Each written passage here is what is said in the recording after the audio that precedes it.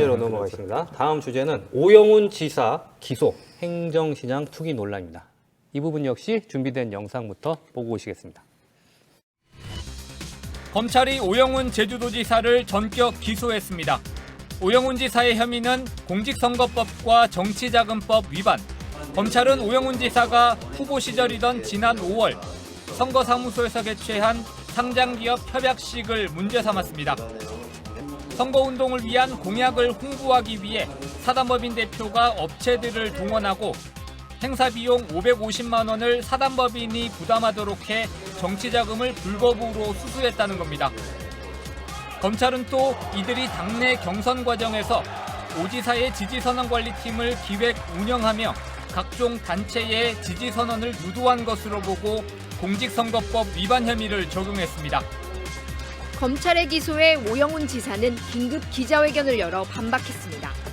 오 지사는 야당 탄압의 칼날이 제주까지 밀려온 것 같다며 12구 참사로 위기에 몰린 정권이 사정의 칼날을 현직 지사에게까지 들이대고 있다고 밝혔습니다.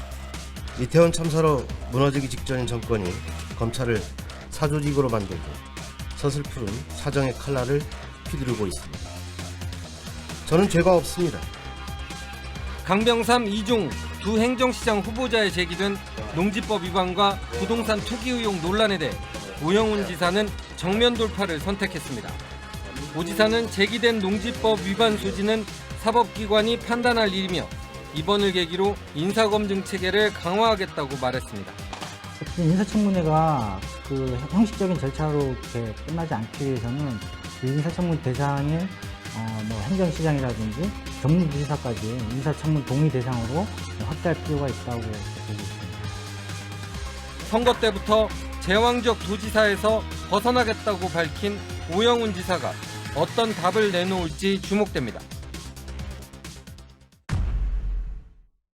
네, 지금 이 시점에서 제주에서 가장 뜨거운 이슈 역시 오영훈 지사의 선거법 위반 혐의 기소 이 사건입니다만은 검찰은 여론 형성을 왜곡한 불법 선거운동이다. 오영훈 지사는 명백한 야당 탄압이라면서 맞서고 있습니다.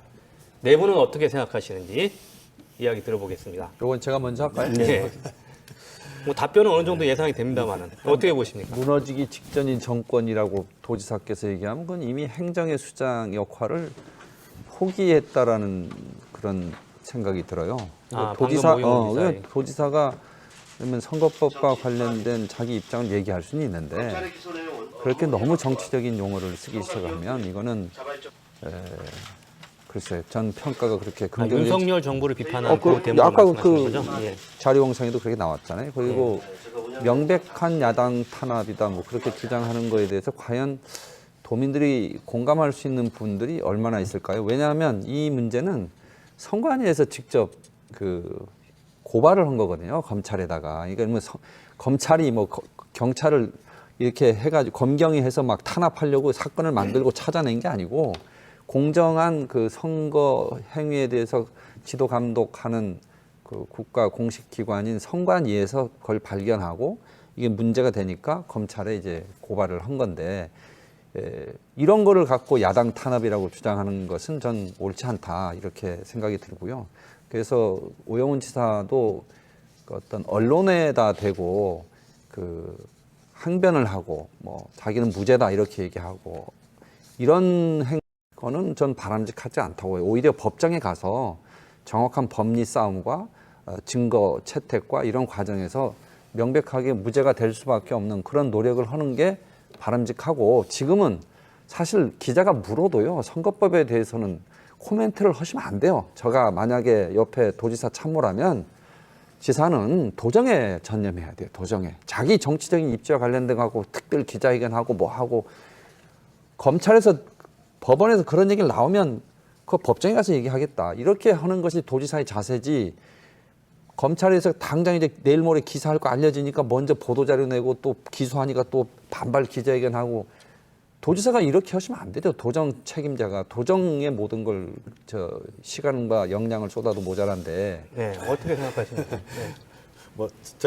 네. 제가 생각하기에는 그 최근에 윤석열 대통령이 지지율이 높은 게 아무래도 저는 도어 스태핑이라든지 이렇게 막 자꾸 대중의 눈에 덜 보이니까 그런 측면도 있다라고 봅니다. 그러니까 이게 어떤 입장을 당사자가 입장을 이제 밝히는 게 있고 밝히지 말아야 될 게 있다라고 보는데 우리 장 위원장님 생각에도 저도 일정하는데 이게 지사께서 뭐 이런 거에 대해서 뭐 야당 탄압이다 이렇게 할 필요가 있었는가? 저는 도리어 그 팩트 정도는 뭐 보도 자료나 이런 걸 통해서 예를 들면은 지금 크게 이제 오영훈 지사가 지금 이제 그 기소 내용이 보면 알려진 게 이제 크게 보면 두 가지인데 뭐 지지 선언과 그 다음에 그 상장기업 그 협약과 관련된 두 가지 건인데 지지 선언 같은 경우 사실 우리가 지지 선언 안 하는 선거가 어디 있습니까? 이게 단지 이게 기획을 했다라는 얘기인데 저는 이 부분은 뭐 제가 뭐 구체적인 내용을 몰라서 잘 뭐라고 판단하기는 그렇습니다만 법에서 나름대로 판단이 될 거라고 보는데 저는 이게 조금 이건 좀 과도하지 않냐 하는 느낌도 좀 들 때가 있습니다. 검찰의 기소가 과도하다고요? 예. 지지선언 지금까지 그 뭐 우리가 통상적으로 많이 해왔거든요. 그런 문제가 있고 그 다음에 상장기업 협약이 요 관계가 이제 조금 저도 좀 애매한데 이게 왜 저도 이해가 안 되는 게 왜 이걸 캠프에서 했을까? 외부에서 협약하는 데 가서 인사했으면 아무 문제가 아마 없었을 겁니다. 그런데 이게 캠프에서 했다는 걸로 일단 오해를 불러일으키게 되었고 또 그 속내막은 모르겠습니다만은 저는 이런 게 조금은 그 당시에 경황 없이 이렇게 진행하다 보니까 이렇게 좀 오해를 받는 것 같고 실제 이게 선거 당락에 좌우할 정도로 뭐 중대한 영향을 미치는 거였는가 그런 거에 있어서도 저는 좀 이해가 좀 안 되고요. 저는 그래서 이러한 전반적인 거가 좀 최근에 뭐 보면은 이제 검찰의 어떤 수사라든지 뭐 야당 후보에 대한 수사라든지 이런 것들 보면서 조금은 과도한 면이 있지 않은가. 뭐 그런 거에 대해서 보도 자료로 조금 뭐 하고 가장 중요한 거는 도정의 동력이 상실되면 안 되거든요. 공무원들이 이게 좀 뭐 제대로 온 지시를 불이행하거나 이런 일이 생기지 않도록 그 안심을 좀 주는 차원에서 좀 대응을 했으면 어떻을까 하는 좀 아쉬움이 좀 있습니다. 내년 초부터 이제 선거법 위반 사건에 대한 재판이 이제 시작된다고 합니다. 1월 달에 이미 공판 준비 기일이 잡혔고요. 본격적으로 진행이 될 텐데 예측하기는 어렵지만 현덕규 변호사님은 어떻게 될 거라고 보시는지? 일단 어느 정도 사실관계는 파악이 다 된 것 같아요. 검찰 수사 단계에서 지지선언을 기획했다는 거는 똑같은 용지나 이런 것들이 SNS나 이런 걸 통해서 전파가 돼가지고 활용됐다. 그러면 이게 한 사람이 기획한 거 아니겠냐. 여러 단체에서 지지선언이 나오는데, 그러니까 지지선언을 한 거하고 지지선언을 기획한 거하고는 하늘과 땅 차이죠. 그러니까 기획이 문제가 되는 거거든요. 경선 과정에서는 경선 후보라는 건 예비 후보고 똑같은 거예요. 공천을 안 받았기 때문에. 그러면 자기 선거, 예비 선거 후보의 선거 사무소 꾸미고 명함 돌릴 수 있는 게 전부거든요. 근데 오영훈 도지사는 과거에 그 국회의원 초선 때도 역선택 유도 발언을 해가지고 경선 과정에 개입한 걸로 처벌을 받은 전력이 있습니다. 근데 그거는 이제 당선에 영향을 미치지는 않았는데 이번에도 또 경선 과정에서 불법을 저지른 걸로 지금 의심을 받고 있는데 그래서 그런 거듭되는 어떤 이제 불법 선거에 정치적 산업이다라고 맞선 거는 제가 볼 때는 상당히 이거는 법원의 입장에서 볼 때는 기소가 됐으면 방어에 주력하고 어떤 불가피성이나 어떤 그런 부분에 좀 호소하고 해야 되는데 통상적으로 정치인들은 다 그렇게 근데 이야기하지 법원에서는 않나요? 그다지 그거를 좋아 보이지는 않죠. 예. 예. 그거는 이제 정치인 조작의 역할이고 또 하나는 정치자금의 불법 수수예요. 사실은 그 아까 이제 공약에 관해서 자기 선거사무소에서 행사를 했으면 이제 자기 정치 행사로 누가 보더라도 볼 수밖에 없는 거죠. 단순히 장소를 제공해달라는 건 이제 소위 말하는 핑계고, 그 사람들이 장소가 없어서 거기 갔겠습니까? 제주도에 그런 정도 장소를 할 수 있는 데는 참 많이 생겼습니다. 근데 이제 어찌 보면 수많은 선거를 치르면서 조금 선거법에 대해서 나태해졌다. 이거 충분히 커버할 수 있었거든요. 자기들 선거사무소 하는 그냥 정치 활동의 하나로 자금 집행하고 회계 포크했으면 끝날 일이에요. 근데 그걸 뻔히 돈이 들어가는 거 선관위 공무원이 와서 보는데 이거 하면 돈 들어가는데 회계 보고가 안 들어오니까 이 돈 누가 냈습니까?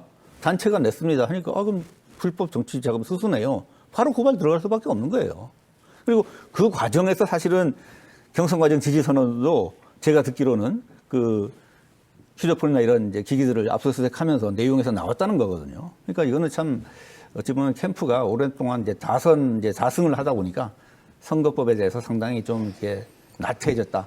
그리고 그 겸손한 자세로 대응을 해야 될 것 같은데 강공으로 나가는 거는 상당히 좀 위험한 태도를 갖고 있는 것 아닌가 싶습니다. 예, 오영훈 지사 본인은 사법 리스크라고 생각하지 않는다라고 이야기했습니다만은 예. 사법 리스크라고 생각하지 않았다고 한다면 저런 기자회견을 하지 않았겠죠.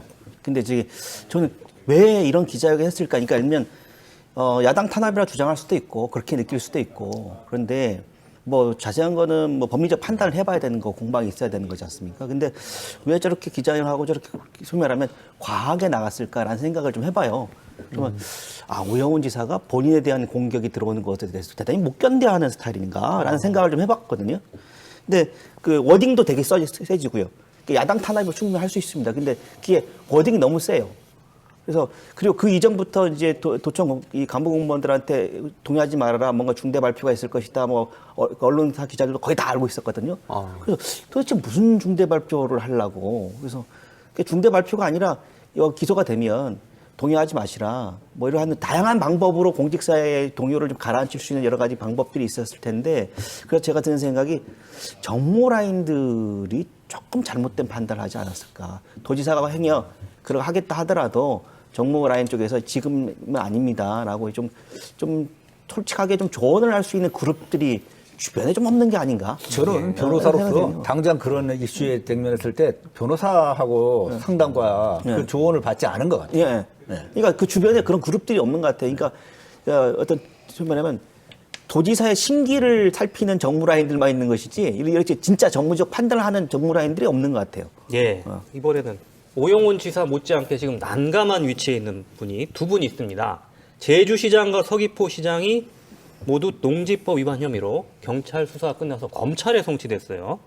이분들도 지금 재판을 받을 가능성이 높아지고 있는 건데 특히 그 인사청문회에서 도의회가 부적격 판단을 내렸는데 강병삼 제주시장은 농지법 문제 때문에 도지사가 임명을 강행하면서 논란이 컸었죠. 자, 이 부분에 대해서는 어떻게 생각하시는지. 예.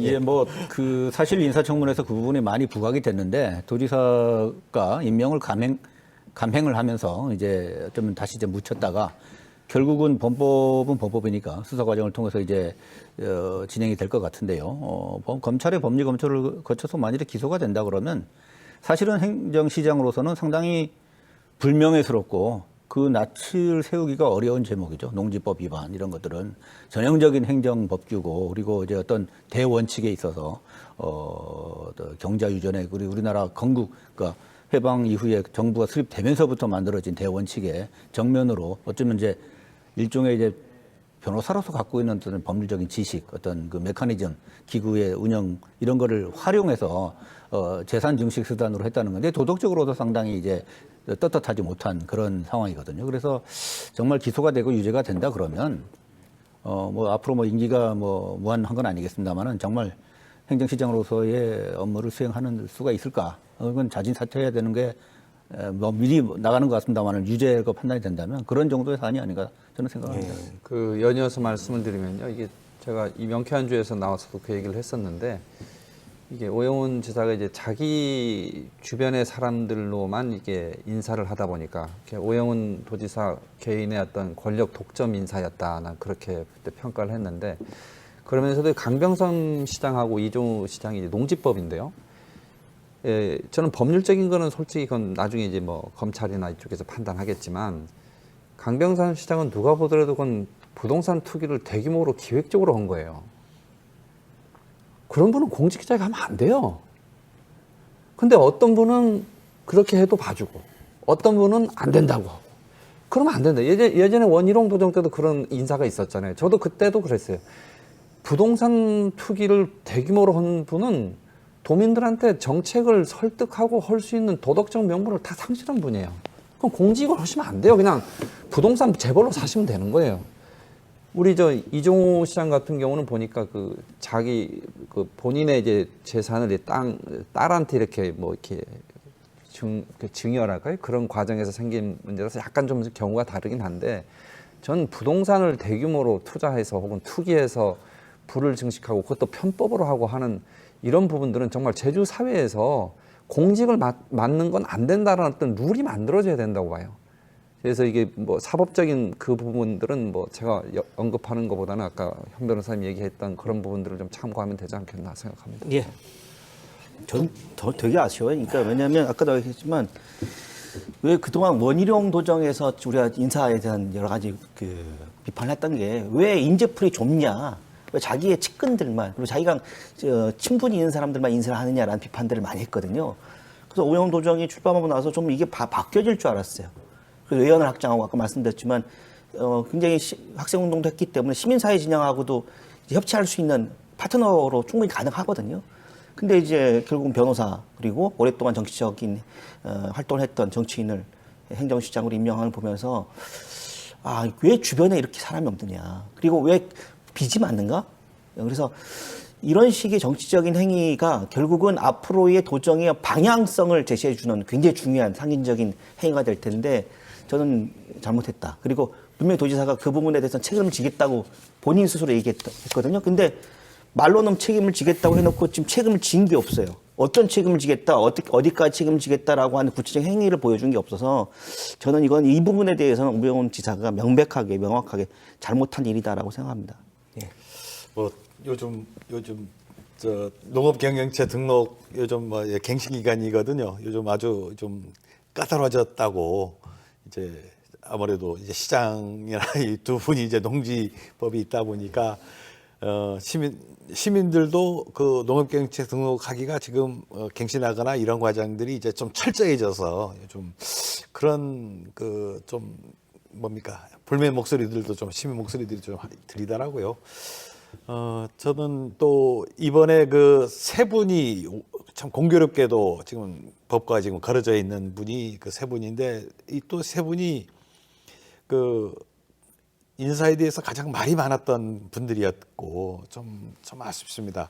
특히 오영훈 도정의 색깔을 낼 수 있는 게 사실 처음에 인사인데 이 인사에 있어서 약간 조금 뭐 보수 쪽의 인사들은 끌어들였는데 이게 끓여놓고 이제 욕 걷어먹는 그런 꼴이 벌어지고 있거나 지금 농지법과 관련돼서 인사청문회가 분명히 있어서 거기서 문제가 됐으면은 저는 그 의회의 의견 그것도 뭐 같은 민주당끼리 다수인데 저는 의회의 의견을 받아들여서 그런 거를 조치를 해나가면은 조금 리스크를 줄여나갈 수 있었는데 그게 어떤 과정이었는지 모르겠지만은 그냥 강행이 돼서 결국은 이 하늘이 뜻이 그런 게 아닌가. 결국은 도민들이 문제가 많다라고 지적했던 분들이 결국은 이런 법적 문제로 흘러가는 그런 걸 보면서 조금 좀 안타깝다고 생각합니다. 저 1분만. 보수 쪽 인사를 오영훈 도정에서 끌어들였다고 현 변호사님도 홍 의원님도 얘기인데 그런 거 없어요. 그분들은요 선거 때 넘어갔어요. 넘어갔어요. 그래서 오영훈 진영에 간 사람 쓴 거예요. 언제 우리 국민의힘 사람 썼어요? 우리 저 허영진 도당위원장한테 국민의힘 인사 좀 추천해 주세요라고 해본 적 없어요. 그렇죠. 예, 알겠습니다. 그 괜히 그 빚도 없는데 빚 있게 만들어요. 자, 마지막 이슈 4.3 보상금 지급과 직권 재심 시작입니다. 올 한 해는 제주 4.3 사건과 관련해서도 뜻깊은 해였는데요. 74년 만에 희생자와 유족들에게 국가 보상금이 지급되기 시작했고요. 억울하게 옥살이를 했던 수영인들의 직권 재심도 본격화됐습니다. 영상 보시겠습니다. 국가가 처음으로 보상금을 지급한 4.3 생존 희생자와 후유장애인 등은 300명. 연말까지 1000여 명에게 지급될 예정인 가운데 4.3 영령들에게 첫 보상금 지급 소식을 고하고 지급 결정 통지서를 헌정했습니다. 오늘 첫 보상금 지급 결정을 시작으로 앞으로 4.3 희생자 모든 분의 보상금 지급 결정을 조속히 마무리하여 생존 희생자와 유족 여러분의 가슴에 어려진 평생의 한을 회원하는 데 최선을 다하겠습니다. 더디지만 4.3의 완전한 해결을 향해 새로운 한 걸음을 내디딘 날. 70여 년 편견과 상처를 견디며 그저 평범한 삶이 그리웠다는 김순녀 할머니의 외침은 화해와 상생을 위한 앞으로의 과제가 무엇인지 우리들에게 다시 생각해보게 합니다. 돈 주는 것도 너무 반갑지만서도 이제라도 완벽하게 평범하게 해준다면 돈 필요 없어요. 나는 한번 예쁜 신 신어보게.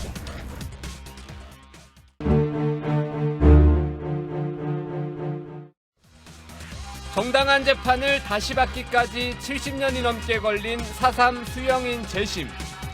당시 유죄를 구형했던 검찰은 70년이 지나서야 불법 재판을 인정했습니다. 피고인들은 아무런 죄가 없음에도 군경에 연행되어 군법회의에 의해 처벌받은 것으로 보이고, 달리 피고인들이 내란죄 또는 국방영위법 위반죄를 저질렀다는 증거가 전혀 없습니다. 따라서 피고인들 모두에게 무죄 판결을 선고해 주시기 바랍니다. 피고인들은 각 무죄.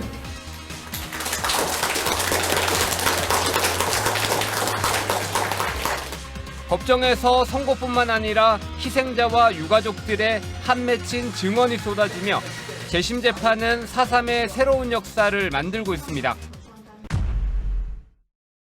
네, 올 한 해 제주 4.3 사건 해결과 관련해서도 여러 가지 일이 있었는데요. 이 과정들 지켜보시면서 어떤 생각이 드셨는지 한 말씀 말씀해 주시죠. 아무래도 김동현 이사장님이 이 부분 관련해서 하실 말씀이 많으실 것 같아요. 일단은 배보상이 이제 시작됐다는 점에서 의미가 상당히 크다. 물론 이제 후유 장애인에 대한 차등 지급 이런 부분들도 앞으로 좀 우리가 해결해야 될 과제이긴 합니다만, 이제 시작됐다는 점에서 상당히 의미가 있고, 그리고 이제 보상을 받은 유족들이 이걸 기금을 좀 적립해서 이제 새로운 재단을 만들겠다라고 하는 움직임이 보이는 건 이 과거사 해결 모델에 있어서 정말 유례가 없는 일입니다. 그래서 이런 것들이 유럽도 그렇고 미국도 그렇고 이런 일들이 없기 때문에 정말 세계의 어떤 모범이 될 수 있는 사례가 될 수 있다라고 생각이 들고, 다만 이제 안타까운 건 지금 최근에 이제 여러 가지 과거사 문제에 관련돼서 윤석열 정부의 행보가 조금은 좀 우려스럽다라는 점이 좀 있어서, 그래도 이제 4.3이 이제 한 발을 더 이상 이제 뛰기 시작했는데 이걸 뒷걸음치게 하진 않지 않을까. 그리고 그래서 안 된다라는데 아마 여야가 다 좀 동일하기 때문에 그런 측면에서 좀 더 4.3 해결이 좀 더 한 걸음 더 나가는 계기가 됐으면 좋겠습니다. 받아서 말씀드릴게요. 후퇴할 일 없고요. 또 후퇴해서도 안 되고, 윤석열 대통령이 어쨌든 당선되시자마자 당선인 신분으로 국가 4.3 추념식에 직접 오셨지 않습니까? 오셔서 또 추념사도 하셨고, 또 지금 배보상 업무가 현 윤석열 정부에서 진행이 되고 있지 않습니까?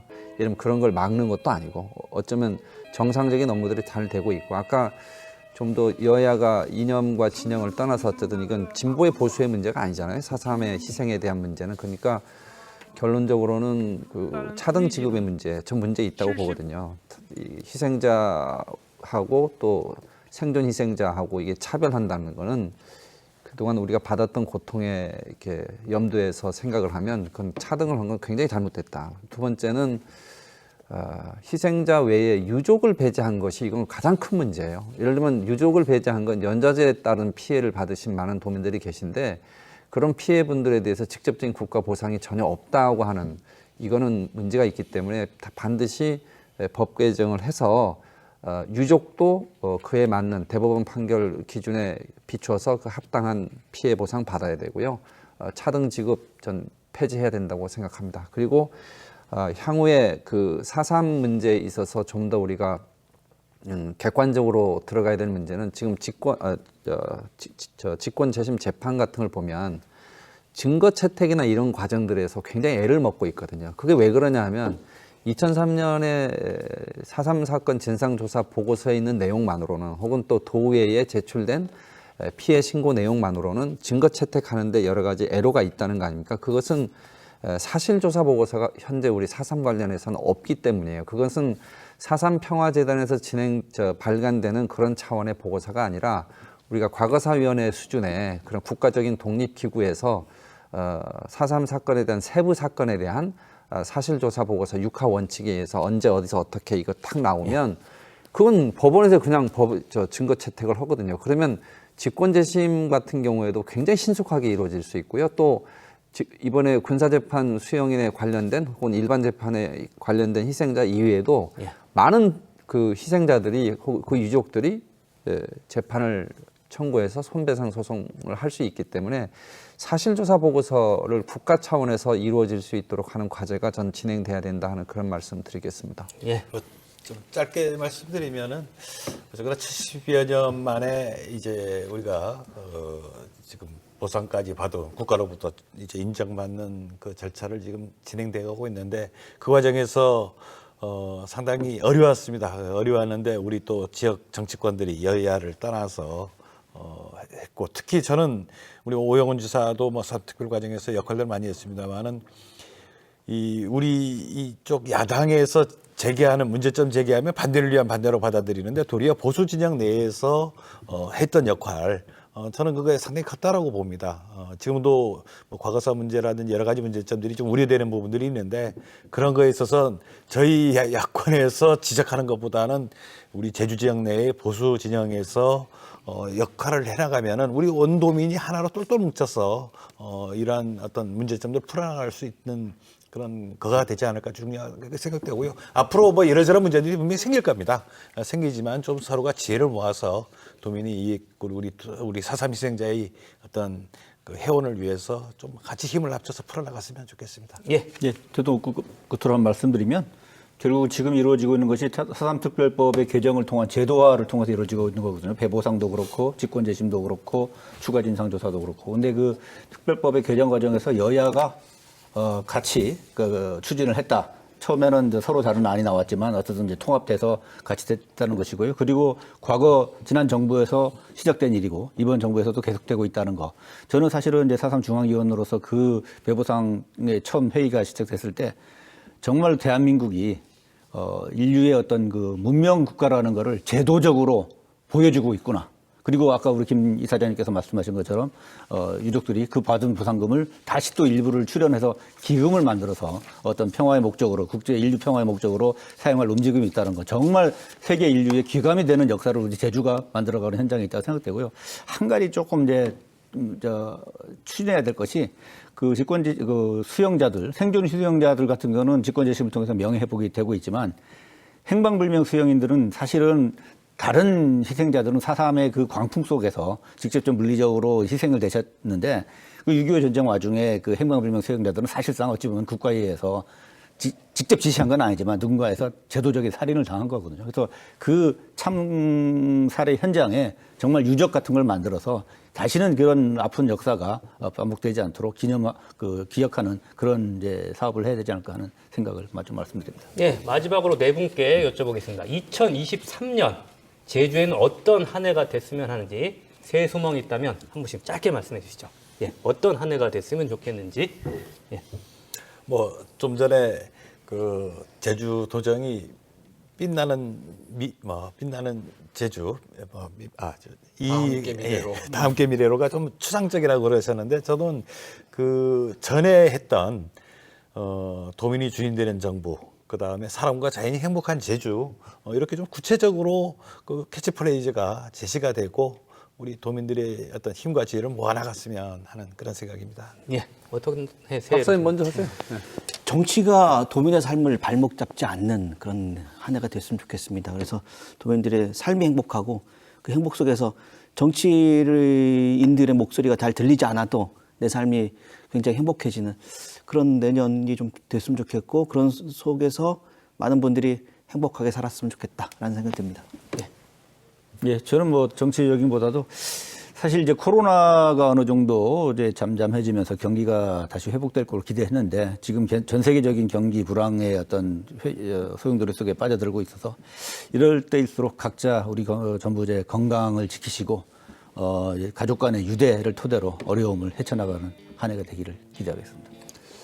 개인적으로는 그 지역의 순방, 그러니까 동네 걷기를 계속 하는데요. 조용조용히 걷기도 하는데 자영업이 생각보다 정말 그 금리 때문에 지금 너무 어려워요. 그래서 내년 좀 가능한 한 좀 빨리 금리가 좀 내려와서 예. 자영업자들이 금리 부담이 좀 줄어들었으면 좋겠다 그런 생각을 합니다. 예. 다사다난했던 2022년 한 해도 이제 저물어 가고 있습니다. 오늘도 늦은 시간까지 시청해 주신 여러분 고맙습니다. 명쾌한 주 다음 주 이 시간에 돌아오겠습니다.